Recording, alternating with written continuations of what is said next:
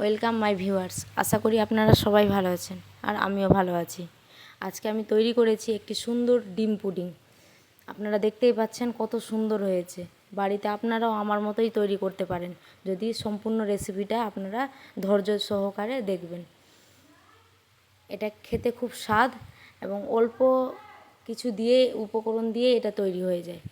তাহলে আমরা শুরু করি কেমনভাবে এটি তৈরি করতে হয়। প্রথমে আমি ওভেন জ্বালিয়ে নিয়েছি এবং এখানে 500 গ্রাম দুধ আমি গরম করতে দিয়ে দিলাম। আগে আমি গরম করে রেখেছিলাম এবং আবার দিলাম গরম করার জন্য। আর তার পাশেই আমি একটা বাটি নিয়ে নিয়েছি, সেখানে ক্যারামেল তৈরি করব। ক্যারামেল তৈরি করার জন্য মেন উপকরণই হচ্ছে চিনি। এখানে আমি চিনি দিয়ে দিয়েছি, 4 চামচ চিনি দিয়ে দিয়েছি এবং হালকা একটু জল দিব যাতে ক্যারামেলটা পুড়ে না যায়। চিনি পুড়ে গেলে আমার ক্যারামেলে একটা ভালো ফ্লেভার আসবে না, সেই জন্য আমাকে হালকা একটু জল দিতে হবে এবং এটাকে ভালো করে নাড়াবো। এটাকে ভালো করে ফুটাতে হবে এবং এর যতক্ষণ না পর্যন্ত রেড কালার আসে তত পর্যন্ত আমাকে ভালো করে কুক করতে হবে। 2 মিনিটের মতো সময় লাগবে ক্যারামেল তৈরি করার জন্য। আপনারাও ধৈর্য ধরে হালকা ফ্লেমে এটা তৈরি করবেন, আমি যেমন করেছি।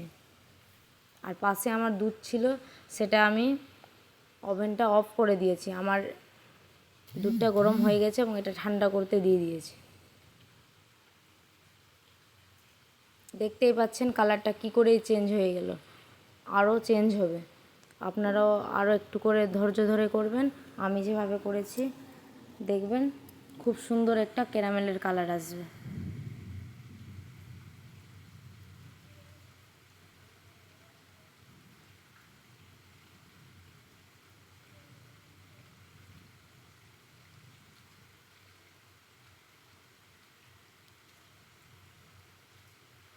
এইভাবে আমি যেমন অনবরত নাড়াতে থাকছি, ওইভাবে আপনারাও নাড়াবেন।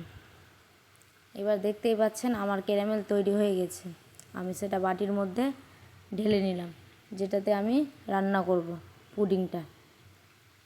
এবার যেখানে যেখানে আমার খামতি ছিল সেই জায়গাগুলো আমি পূরণ করে দিলাম।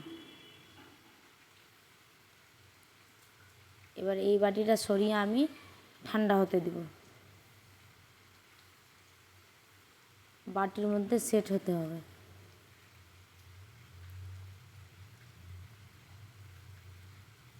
এবার আমি পুডিং তৈরি করার জন্য যে বেসটা হবে সেটার জন্য প্রথমে আমি 4 চামচ চিনি মিক্সচারে তার পাউডার করে নেব, যাতে আমার পুডিংটা তৈরি করার সময় ফেটানোর সময় বেশি সময় না লাগে।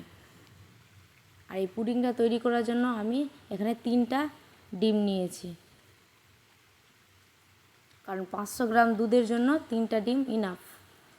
আর যদি আপনারা ছোটা ডিম নেন তাহলে সেখানে আপনারা 1 লিটার দুধ নিতে হবে। আপনারা এটা হিসাব করে নেবেন। এবার সেটাকে ভালো করে ফেটাবো। ডিমটা ভাঙার পরেই ভালো করে ফেটাতে হবে। ফেটানোর পরে যে পাউডারটা করে রেখেছিলাম সুগার পাউডারটা, সেটা সম্পূর্ণ একবারে দিব না, অল্প অল্প করে দিয়ে ফেটাবো। একবারে দিলে ওটা গুঁড়ো হয়ে থেকে যাবে, তাহলে আমার খুব একটা ভালো পুডিংয়ের বেসটা তৈরি হবে না। সেই জন্য আমি দেখতেই পাচ্ছেন অল্প অল্প করে সুগার দিচ্ছি। আপনারাও এইভাবেই দিবেন।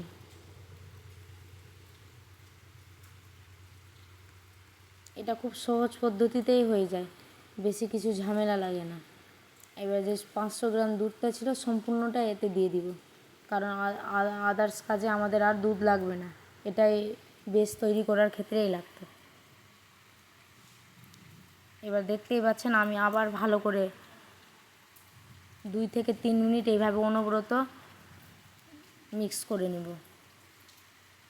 করার পর আমি 5 মিনিটের জন্য এটা রেস্টে রেখে দিলাম ঢেকে। আর এখানে আমি দিতে ভুলে গেছিলাম ভ্যানিলা এসেন্সটা, এটা ফ্লেভারের জন্য দেয়, খুব খেতে ভালো লাগবে সেই জন্য। আমি ভুলে গেছিলাম, আপনারা 5 মিনিট রেস্টের আগে দিয়ে দিবেন। আমি এটা পরে দিয়েছি। এটা দেওয়ার পরেও আমি ভালো করে ফেটিয়ে নিয়েছি, যেহেতু আমি আগে দিইনি সেই কারণে। এরপরে আমি ওভেন আবার জ্বালিয়ে নিয়েছি এবং একটা পাত্র রেখে দিয়েছি গরম করার জন্য, কারণ এটার মধ্যে আমি পুডিংটা তৈরি করব। আর এদিকে আমার ক্যারামেলটা সেট হয়ে গেছে বাটির মধ্যে।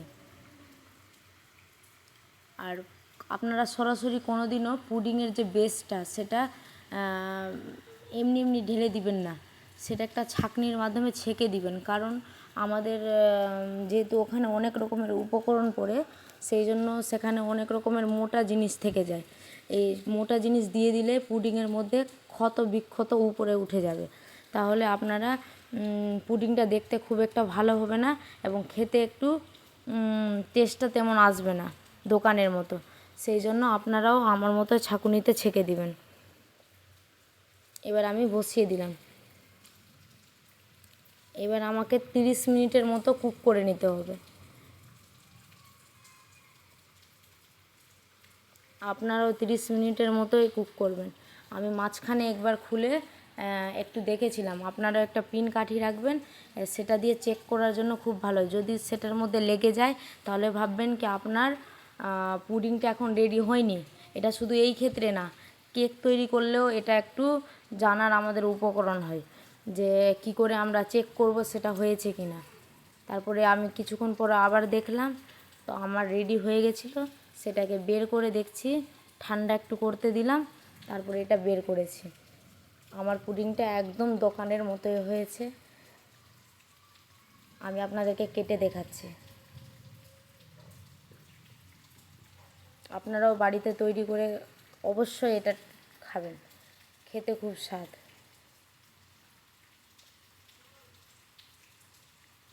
আর এই রেসিপিটা খেতে বিশেষ করে বাচ্চারা খুব পছন্দ করে। তো আপনাদের বাড়িতে বাচ্চা থাকলে অবশ্যই একবার খেয়ে দেখ, রান্না করে তাদেরকে খাওয়াবেন, তারা মজাই খেয়ে নেবেন।